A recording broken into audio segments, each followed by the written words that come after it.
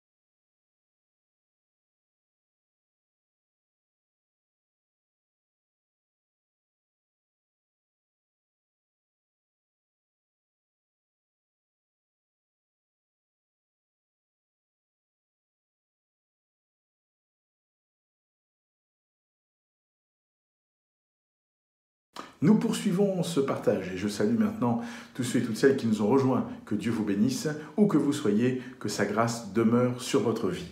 Nous lisons comme cela a été dit dans Jérémie chapitre 23 verset 17, il est dit « Ils disent à ceux qui me méprisent, l'Éternel a dit, vous aurez la paix. Et ils disent à tous ceux qui suivent les penchants de leur cœur, il ne vous arrivera aucun mal. » Alors dans ce chapitre particulièrement, Dieu parle aux bergers qui sont infidèles, aux pasteurs, aux leaders. Et je prie que Dieu nous garde, nous, en tant que leaders, que nous ne puissions point, entre guillemets, altérer la parole, que nous ne puissions point altérer le message, que nous ne puissions point chercher, entre guillemets, par, là encore, le message, le pseudo-message que nous apporterions, entre guillemets, eh bien, à caresser dans le sens du poil. Dieu nous demande d'être de ceux et celles, de ceux et celles qui reçoivent la parole, nous en tant que chrétiens. Mais il faut que celui qui prêche cette parole prêche entièrement la parole. Et amis, j'aimerais t'encourager. La Bible dit, ils disent à ceux qui me méprisent, l'Éternel vous a dit, vous aurez la paix. Comment quelqu'un qui méprise Dieu peut-il avoir la paix? Comment quelqu'un qui suit les penchants de son cœur peut croire qu'il ne lui arrivera aucune difficulté? Ne soyons pas dupes, ne nous trompons pas. La parole de Dieu dit, et je crois qu'il est important ici de comprendre. Le Seigneur nous rappelle, ils disent à ceux qui me méprisent, l'Éternel vous a dit, vous aurez la paix.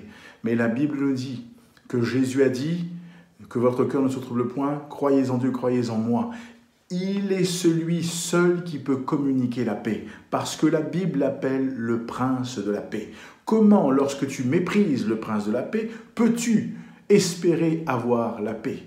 Et la parole de Dieu nous montre quand ils disent à ceux qui suivent les penchants de leur cœur, il ne vous arrivera aucun mal. La Bible dit ceci, que ceux et celles qui demeurent sous l'abri du Très-Haut reposent à l'ombre du Tout-Puissant. Uniquement ceux et celles qui demeurent sous l'abri du Très-Haut. Nous ne sommes pas en train de dire que ceux qui ne croient point en Dieu s'exposent. Non, je crois que Dieu aime tous les hommes. Mais je prie pour que nous, serviteurs de Dieu, nous pasteurs, nous ne puissions point altérer le message, que nous puissions être vrais dans la parole que nous prêchons. Et Dieu nous a gardés jusqu'à ce jour et nous continuerons à le faire par sa grâce.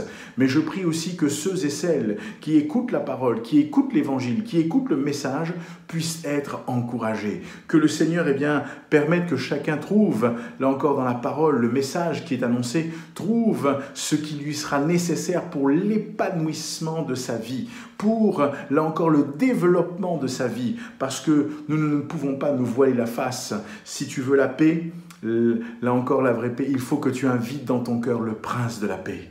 Si tu veux, être protégé, qu'il ne t'arrive aucun mal, alors il faut que tu reposes sous l'abri du Très-Haut. Et reposer sous l'abri du Très-Haut signifie très simplement pour nous aujourd'hui, eh bien, donner notre cœur à Jésus, ouvrir notre cœur à Jésus, inviter le Christ, le Seigneur, le Sauveur à venir demeurer dans notre vie. C'est là, eh bien, ce que Dieu attend de chacun d'entre nous. C'est là ce que Dieu veut de nous. C'est là ce que Dieu veut de nous dans ce siècle particulier, dans ces temps particuliers. Dieu cherche des hommes et des femmes qui vont comprendre que lui, là encore au travers de Jésus-Christ, son Fils, il est celui qui peut communiquer la paix. Il dirait d'ailleurs, je vous donne ma paix, je vous laisse ma paix, je ne vous donne pas comme le monde donne. Dieu ne donne pas comme le monde donne. Le monde parfois donne et reprend. Dieu donne et il répand. Il donne encore en abondance.